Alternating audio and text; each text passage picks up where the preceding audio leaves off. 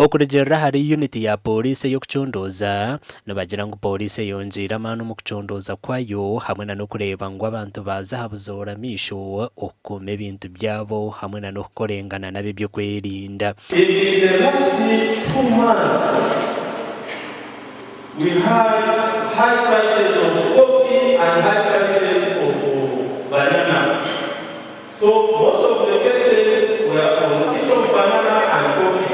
So every day we register places that cases of stealing coffee or stealing banana. Ebi byona bigambirwe omushomo gwizuba rumwe ogutebekanisibwa b'ekitongole kya Community Development Foundation Uganda CDFU bakwatanise na Human Rights Initiative and Multipurpose Hall Bushenyi. Imishango yo bushuma mu Bushenyi district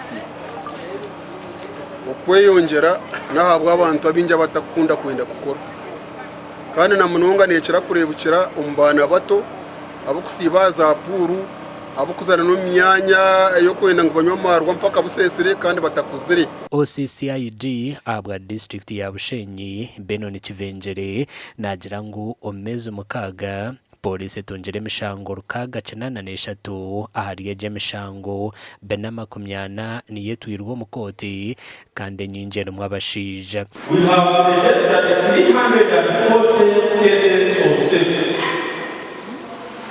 342 out of 683, meaning that theft takes 50% of all cases we have handled at police. Orukure ekitongole kya Community Development Foundation Uganda Arene Nankunda ashabira bibembezo okukora munongo kumaraho Obuhenda biragiro mbyanga byabo agumize ngo ebihome byinji nebeboga ahabwo mubare gw'embohe. Bona leaders abarumu bakwatanise kugira ngo tumanye ngo umuntu okuzo mu kihome buri omwe muri twe nabasa kubona umushango nikibasa kwikaho turebe ngo twabasa kwataje abantu abarugiro mu kihome. Ina abantu babiri baryo mu rukiko uru kandi abakomerwe homa bihome nabo batebeze imbera y'ebihome kandi kwatyo mushango kwenda bank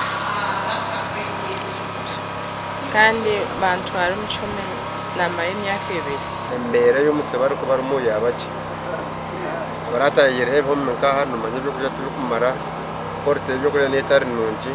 Abasurukare abana b'amashomero baroya abanyadini abebembezi ba government nubo bejumbira umuhoreji egenderiro kucendeze embohe mu ihanga.